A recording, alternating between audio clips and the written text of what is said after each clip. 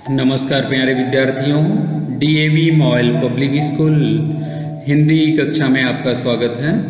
आज मैं आपकी कक्षा 9वीं में हिंदी व्याकरण के स्वर संधि पढ़ाने जा रहा हूँ। इसके पूर्व वीडियो में मैंने आपको बताया था संधि की परिभाषा, संधि के प्रकार कि जब दो वर्णों के मेल से होने वाले जो परिवर्तन है वह संधि कहलाता है। संधि मुख्यतः 3 प्रकार के होते हैं: स्वर संधि, व्यंजन संधि और विसर्ग संधि। इसमें आज हम पढ़ने जा रहे हैं स्वर संधि के बारे में, उनके प्रकार के बारे में। आइए जानते हैं स्वर संधि की परिभाषा। दो स्वरों के मेल से उनमें होने वाला परिवर्तन स्वर संधि कहलाता है। अर्थात जब दो स्वर मिलते हैं और उनमें परिवर्तन होता है वह स्वर संधि कहलाता है। स्वर संधि के 5 प्रकार होते हैं। पहला दीर्घ स्वर संधि, दूसरा गुण स्वर संधि, तीसरा वृद्धि स्वर संधि, चौथा यण स्वर संधि, पांचवा अयादि स्वर संधि। आइए देखते हैं दीर्घ स्वर संधि। इसके 4 नियम हैं, कैसे परिवर्तित होते हैं। तो जब ह्रस्व स्वर अ ई उ के बाद समान ह्रस्व स्वर अ ई उ आ जाए तो दोनों मिलकर दीर्घ रूप में परिवर्तित हो जाते हैं। अर्थात दोनों छोटे वर्ण मिले तो बड़े रूप में परिवर्तित हो जाएंगे। उदाहरण देखिए, चरण अमृत, चरणामृत। चरण, इसमें पहले शब्द के अंतिम वर्ण और दूसरे शब्द के प्रथम वर्ण को देखा जाता है, क्योंकि इसमें ही जो स्वर है वो लगे होते हैं। अ और अ मिलकर आ में परिवर्तित हो गया। अभीष्ट, अब ई, अभी भ में ह्रस्व ई और इष्ट में ह्रस्व ई, दोनों मिलकर दीर्घ रूप में परिवर्तित हो गया। भानुदय, तो न में उ की मात्रा और उदय में उ, दोनों मिलकर उ में परिवर्तित हो गया। ये तो हुआ पहला नियम। दूसरा, जब ह्रस्व अ ई उ के बाद समान दीर्घ स्वर आ ई उ आए, आ ई उ आने पर दोनों मिलकर दीर्घ रूप में परिवर्तित हो जाते हैं। जैसे देखिए, पुस्तक, अध्ययन, आलय। पुस्तक क में अ और आलय, अ और आ मिलकर आ रूप में परिवर्तित हो गया, दीर्घ रूप में परिवर्तित हो गया।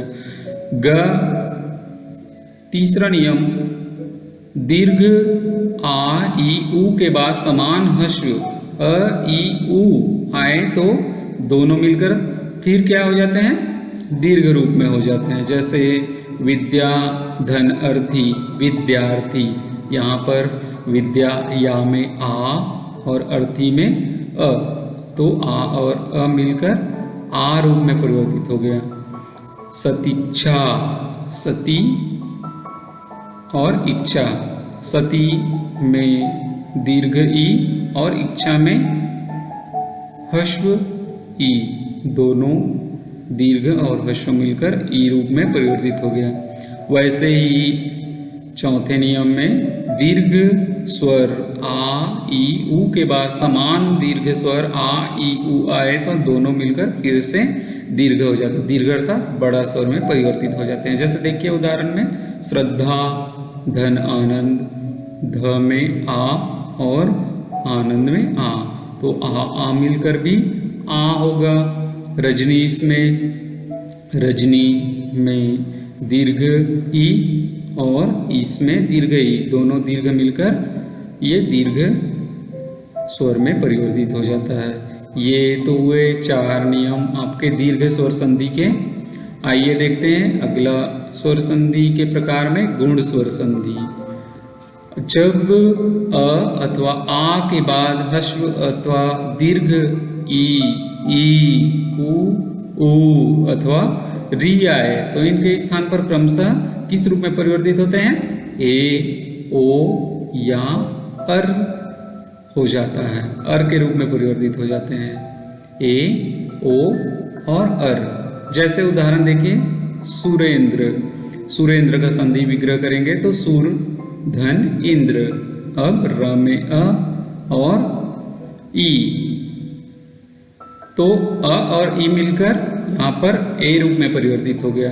वैसे ही राजेंद्र होगा, रमेश होगा, सभी ए में परिवर्तित हो रहे हैं। दूसरा देखिए ओ कैसे परिवर्तित होगा, तो वार्षिक धन उत्सव, वार्षिकोत्सव, क में अ और उत्सव में उ, तो अ और उ मिलकर जैसे यहाँ पे परिभाषा में बताया गया है, अ के बाद कोई ई या ह्रस्व ई या दीर्घ ई, उ या री है, तो किस रूप में परिवर्तित होता है, ओ रूप में परिवर्तित हो रहा है। तो यहाँ पर देखिए अ उ मिलकर ओ हो गया, आ और उ मिलकर ओ हो गया महोत्सव। वैसे ही यहाँ पर और देखिए महा धन उष्मा महोष्मा, आ और उ मिलकर ओ हो गया। देवर्षि, देवधन ऋषि, अ और री मिलकर क्या हो गया, अर हो गया, देवर्षि। अर जैसे उच्चारण करते हैं तो हमको समझ आ रहा है देवर्षि, अर का उच्चारण हो रहा है। वैसे ही महाऋषि, महा में आ और ऋषि में री, तो आ और री मिलकर भी अ रूप में परिवर्तित हो गए। ये तो हुए गुण स्वर संधि। बच्चों आपको अच्छे से समझ आ रहा होगा। आइए देखते हैं तीसरा स्वर संधि के प्रकार, वृद्धि स्वर संधि। नाम से स्पष्ट है, बढ़ना, वृद्धि होना। परिभाषा कहता है कि जब अ अथवा आ के बाद ए अथवा ओ औ आए तो इनके स्थान पर क्रमशः ए या औ हो जाता है। तो ए और औ कैसे परिवर्तित होता है इसको देखते हैं। देखिए यहाँ पर सदा धन एव, सदैव, दा में आ और ए, तो ये ए रूप में परिवर्तित हो गया। अब महेश्वर्य में परमेश्वर्य ए रूप में परिवर्तित हो गया। परम में अ और ऐश्वर्य में ए, तो ए रूप में ही परिवर्तित हो गया। वैसे ही महेश्वर्य। अब औ रूप में कैसे परिवर्तित होता है, तो अधर, र में अ और ओष्ठ में ओ, तो अ और ओ मिलकर औ हो गया। यहाँ देखिए परिभाषा में लिखा है अ और आ के बाद कोई ए ओ औ आए तो इनके स्थान पर ए या औ हो जाता है। वनौषध, वनौषध में वन में अ की मात्रा स्वर लगा है, न में और औषध में औ, तो इस प्रकार से यह औ रूप में परिवर्तित हो गया। वनौषध और महौषध भी ऐसे ही है। यहाँ पर देखिए आ और औ के यहाँ पर जोड़ दिया गया है, तो दोनों मिलाकर ओ रूप में परिवर्तित हो जाता है। आइए देखते हैं अगला स्वर संधि, यण स्वर संधि। यण स्वर संधि की परिभाषा कहता है जब ई, ह्रस्व ई या दीर्घ ई, ह्रस्व उ या दीर्घ उ के बाद कोई भिन्न स्वर आए, दूसरा स्वर आ जाता है, तो वहाँ पर ह्रस्व या दीर्घ का य में, ह्रस्व उ या दीर्घ उ का व में और री का र में परिवर्तित हो जाता है। तो देखते हैं कैसे परिवर्तित होता है। उदाहरण के रूप में देखिए अति धन अधिक, अत्यधिक, य में परिवर्तित हो गया। यहाँ का ई और यहाँ पर अ, ई और अ मिलकर य में परिवर्तित हो गया। अत्याचार, अति और आचार, ई और आ मिलकर क्या हो गया, या में परिवर्तित हो गया। अब यू में कैसे परिवर्तित होगा, ई और उ, ई और यू मिलकर यू में परिवर्तित हो गया, तो य में ही परिवर्तित हो रहा है ये। अब इसके बाद देखते हैं नद्यागमन, ई, दीर्घ ई के बाद, दीर्घ ई के बाद यहाँ के बाद क्या आ गया, कोई दूसरा स्वर आया है, तो आ दूसरा स्वर है, तो ई और आ मिलकर या में परिवर्तित हो गया। देवी, ऐश्वर्य, देव्यश्वर्य, ई और ए मिलकर ये में परिवर्तित हो गया। यहाँ पर ई और ये। अनुइति, अन्विति, व में परिवर्तित हो गया। अनुवेशन, अन्वेषण, व में परिवर्तित हुआ है।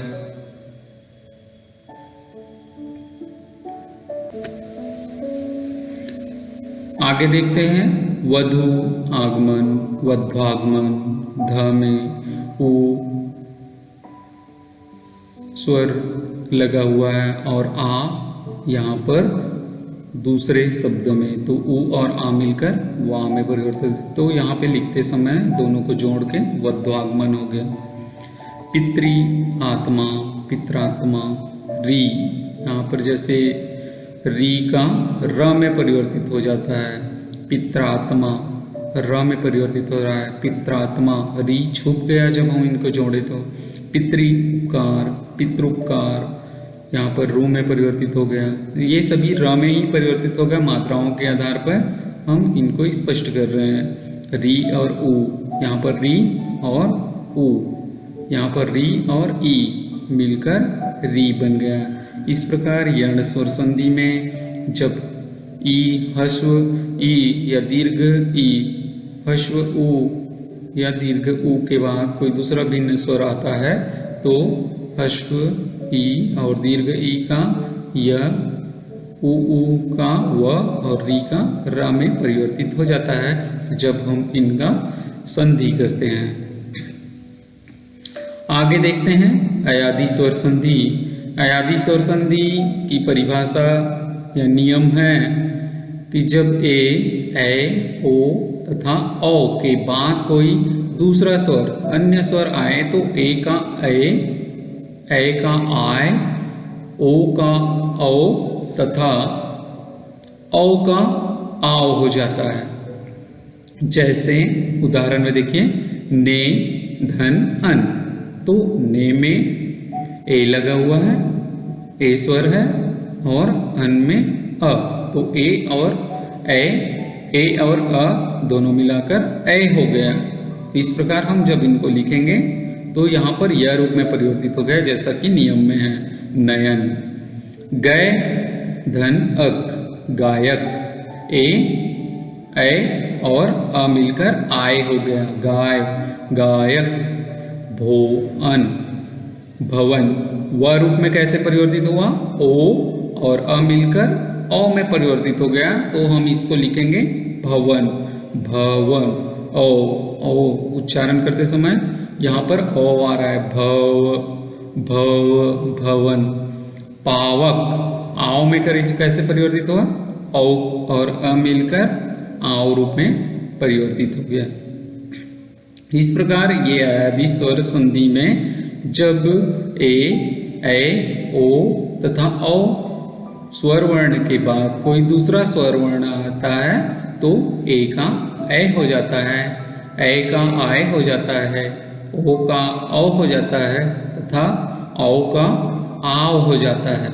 इस प्रकार ये जो नियम है इनको हमको समझना पड़ेगा, तब हम संधि, विच्छेद और संधि अच्छे से कर पाएंगे। आशा करता हूँ बच्चों कि आपको बहुत अच्छे से ये संधि, स्वर संधि के पांचों प्रकार समझ आए होंगे। इसके पश्चात अब आप अपनी अभ्यास पुस्तिका निकालेंगे और इन प्रश्नों के उत्तर लिखेंगे। स्वर संधि के पांचों प्रकार के नाम लिखिए, चाहे तो आप चित्रात्मक रूप से इसको लिख सकते हैं अलग अलग आकार देकर। दूसरा प्रश्न, प्रश्न 2, स्वर संधि के पांचों प्रकार के सूत्र का प्रयोग करते हुए प्रत्येक के 3-3 उदाहरण लिखिए। आज के लिए बस इतना ही। बहुत बहुत धन्यवाद। अगले वीडियो में अगले संधि के प्रकार के साथ पुनः मिलते हैं। तब तक आप घर में रहिए, सुरक्षित रहिए और अपने अभ्यास कार्य पूर्ण करते रहिए।